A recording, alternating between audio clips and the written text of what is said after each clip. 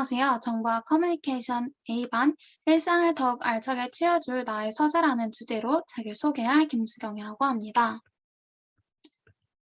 목차로는 알고 있지만 자세히는 몰랐던 이야기를 들려주는 책, 시간 날 때마다 틈틈이 읽기 좋은 책, 끊임없이 사유하고 생각할 수 있는 책을 라는 이 세 개의 카테고리를 나눴습니다.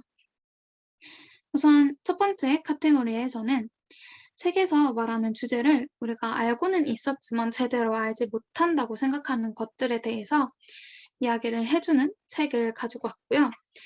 두 번째 카테고리에서는 여러분 나눠 읽기에도 좋고 메시지도 좋고 느끼는 힐링도 할 수 있는 책을 선정을 했습니다. 그 다음에 끊임없이 사유하고 생각할 수 있는 책은 말 그대로 책에 몰입을 하면서 생각하고 뭐가 뭔지 사유할 수 있게 만들어주는 책을 선정을 했습니다. 우선 첫 번째로 당신을 위한 법은 없다라는 책인데요. 당신을 위한 법은 없다의 이 저자 두 분은 한 분은 30년 동안 법을 공부하고 가르친 법학 교수이고요. 한 분은 대법원 재판 연구관, 국회 법제실을 거치며 판결과 입법 경험을 쌓은 젊은 법학자라는 것에 있어서 이 책이 가져다주는 충격이 더 큰 것 같습니다. 이 책은 우리나라의 법의 현실에 대해 적나라하게 이야기해주고요. 우리가 국가 시민으로서 해야 할 일이 무엇인지, 그리고 왜 해야 하는지에 대해 알려주는 책이라는 생각이 들어서 여러분들이 알기에 좋은 내용이라 생각을 해서 이 책을 선정을 했습니다. 다음으로는 선량한 차별주의자라는 책인데요. 이 책은 우리가 평소에 무심코 악의 없이 쓰는 말에 들어있는 차별적인 표현에 대해서 알려줍니다. 우리는 흔히 차별적인 표현을 지양하고 쓰지 않는다고 생각을 했겠지만 이미 많은 차별적인 표현을 쏘았을 수도 있습니다. 그러한 차별적인 표현에 대해서 알아가면서 우리가 선량한 차별주의자에서 벗어날 수 있게 만들어주는 계기가 되는 책이라고 생각을 해서 이 책을 선정을 하게 되었습니다. 세 번째는 풀꽃도 꽃이다라는 책인데요. 이 책은 1, 2권이 나뉘어져 있는데 두 권 다 읽으시는 것을 추천드립니다. 이 책은 우리나라의 사회구조, 사교육 문제, 학교폭력 문제 등등 대다수의 사람들이 알고 있지만 모른 채 묵인해 오고 있는 일들을 강교민이라는 이 가상의 인물을 통해 전개합니다. 이 강교민이라는 인물을 통해서 선생님들이 갖춰야 할 자세가 무엇인지에 대한 내용과 현 사회의 문제에 대해 비판을 해줍니다. 그렇기에 우리가 갖춰야 할 자세에 대해서도 엿볼 수 있다는 점이 좋아서 이 책을 선정을 했습니다. 다음으로는 소녀나라를 꺼내줘 라는 책인데요. 이 책을 읽으면서 느껴지는 특유의 분위기가 좋았습니다. 그래서 간간히 힐링하고 싶을 때 읽어도 좋은 책이라고 생각을 했고요.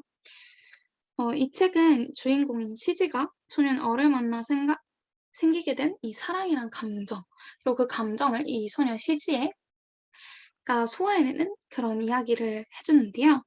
이 책은 짝사랑을 하면서 의존적이고 나를 구해주길 바라는 듯한 이런 제목과는 다르게 이 소녀인 시지가 스스로 성장하고 스스로 나아간다는 그 내용이 좋아서 이 책을 선정을 했습니다. 다음으로는 소설보다 봄 2020인데요. 이 책은 3명의 작가가 각각 쓴 단편소설을 엮은 책입니다. 그래서 간간히 읽기에 좋고요. 그리고 각 소설마다 메시지가 있고 여러 생각을 할 수 있게 만들어서 좋았습니다. 그리고 이 책은 각각의 단편 소설이 끝나면 그 소설을 쓴 작가와의 인터뷰가 나오는데요. 이 인터뷰를 통해 소설을 더 깊이 이해할 수 있고 작가의 생각과 내 생각을 비교해 볼 수 있어서 좋았습니다. 그래서 이 책을 선정을 했습니다. 다음으로는 심리학을 만나 행복해졌다라는 책인데요. 이 책은 우리가 실생활에서 느끼고 행동하는 것에 여러 심리 법칙을 들어서 설명을 해줍니다. 그래서 이러한 법칙을 우리가 알게 됨으로써 우리가 심리 법칙을 이용하고 더 나은 선택을 할 수 있도록 해줍니다. 이 책은 큰 챕터가 있고 그 아래 여러 하위 챕터가 있는데요. 그 챕터에서 각각 실제 일상에서 겪을 수 있는 사례를 가지고 와서 그 안에 숨어있는 심리 법칙에 대해 알려줍니다. 그래서 도중도중 끊어읽기에도 좋았고, 이 심리 법칙을 이용해서 나를 더 좋고 행복하게 만들 수 있다는 점이 좋아서 이 책을 선정했습니다. 다음으로는 가면산정 살인사건인데요. 이 책은 가면산정에서 일어난 살인사건에 대해 범인을 찾아가는 내용입니다. 역시 추리소설의 묘미 중 하나인 엄청난 반전이 숨어 있고요. 이 추리소설의 특성상 읽으면서 단서를 찾기 위해 계속해서 사유하고 범인은 누굴까 하고 혼자 여러 생각을 하고 사유를 할 수 있게 만든다는 점이 좋아서 이 책을 선정하게 되었습니다. 다음으로는 얼음 속의 소녀들이라는 책인데요. 이 책은 엄마와 아빠가 서로를 악인과 광인으로 몰면서 주인공에게 하는 엄마와 아빠의 이야기를 서로 교차하면서 전개합니다. 이 과정에서 주인공에게 더욱 몰입하면서 이야기를 들을 수 있고 누가 맞는지 생각을 계속해서 해볼 수 있다는 점이 좋아서 이 책을 선정하게 되었습니다. 마지막으로는 데미안이라는 책인데요. 이 책을 선정한 이유는 이 책이 전하고자 하는 메시지가 우리 삶에 있어서 하나의 방향을 알려줄 수도 있고 나를 성장시킬 수도 있다고 생각하기 때문입니다. 이 책에서 나오는 알이나 카인의 표식 등 여러 요소들이 있는데 그 요소들의 의미에 대해서 계속 생각해보며 읽기에 정말 좋은 책이라고 생각을 합니다. 그 안에 또한 여러 메시지가 들어있기도 하고요.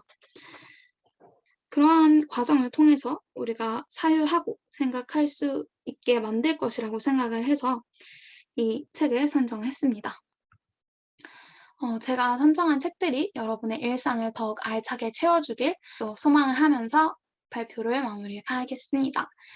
봐주셔서 감사합니다.